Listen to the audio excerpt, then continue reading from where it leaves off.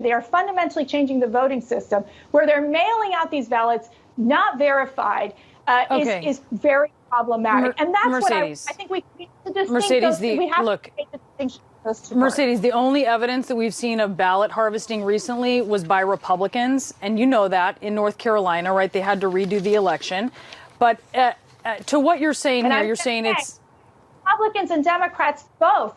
We have to ensure we preserve the election integrity. And so that's why I'm saying. Okay, look, you know this is okay. What about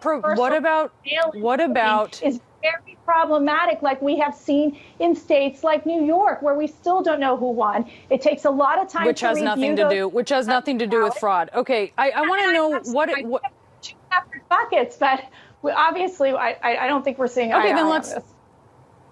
Well, no, because I'm talking about facts. November 3rd. Mercedes, yes you're saying that voter fraud is a thing, and I'm telling you that it's not, and you're muddying the waters. And I also wonder, don't you worry that that's going to actually hurt you? I mean, isn't that to the point why the president has said when it comes issues may have left thousands Mercedes, of votes I'm asking. I'm just going. Mercedes, I can go. Mercedes, we can go have this is like so. This is just pointless. Okay, this is pointless. I get it. You're just saying a bunch of crap. Okay, you're saying a bunch of crap. Can I tell you what? No. Let me tell you. We're talking about We're talking about voting in a pandemic. We're talking. All of a sudden, okay. You don't let them have a conversation with them. We're talking about voting in a pandemic. Okay. We're talking about people trying to. Can you listen, Mercedes? Mercedes, I need you to listen to me. Okay? Let's focus and have a serious conversation here. We're talking about voting in a pandemic and giving people the ability to vote if they are a registered voter. And you seem to be talking about putting obstacles in their way to that. Absolutely not. I am asking you a question that do you believe that a person should be able to vote after the election day? Meaning, can you cast a ballot 3 days following the election? We'll have to continue. That's a valid question. That's what they're doing in Nevada, and that is unacceptable. We'll be checking that, Mercedes. This is CNN's Brianna Keilar finally losing her patience with Trump advisor Mercedes Schlapp for shamelessly lying on air about mail-in voting. The latest spate of fear-mongering and outright lies comes in response to recently passed legislation in Nevada that was just signed into law by their governor, allowing for absentee ballots to be sent to all active voters this November. The law also allows for votes to qualify as many as 7 days after November 3rd to ensure that all ballots cast are counted. And Republicans have seized on both of these points as part of their disinformation campaign. So that we're clear, sending all voters ballots is a good thing, because in case Republicans like Mercedes Schlapp and Donald Trump haven't noticed, we're in the middle of a pandemic that has already killed 160,000 Americans.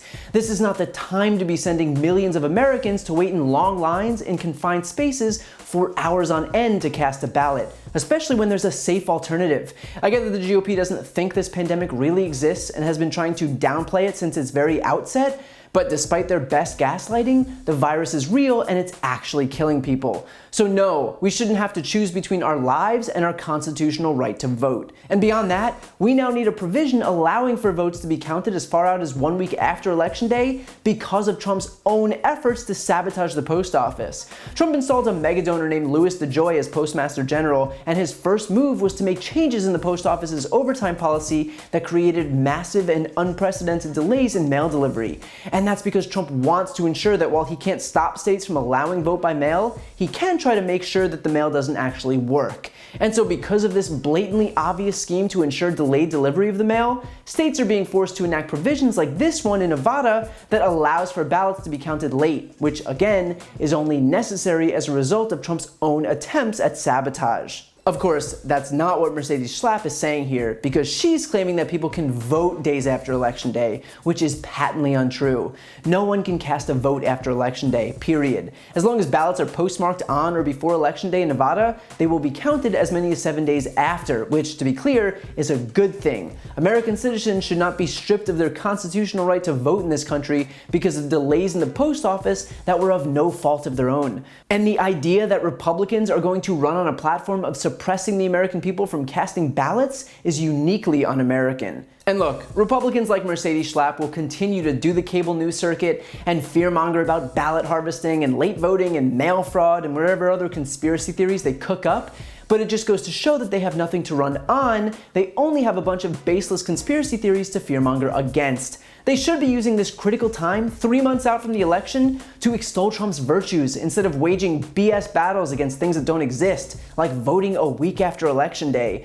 But the problem is that Trump doesn't have any virtues to extol. He's running on a failed response to the coronavirus pandemic, he's running on an economic recession, he's running on mass civil unrest and protests, he's running on huge unemployment numbers, and so all the White House has left is to cook up the most absurd lies they can imagine and spew them out on national TV. So if it looks like they're desperate, that should tell you just how confident they are in Trump's chances in November.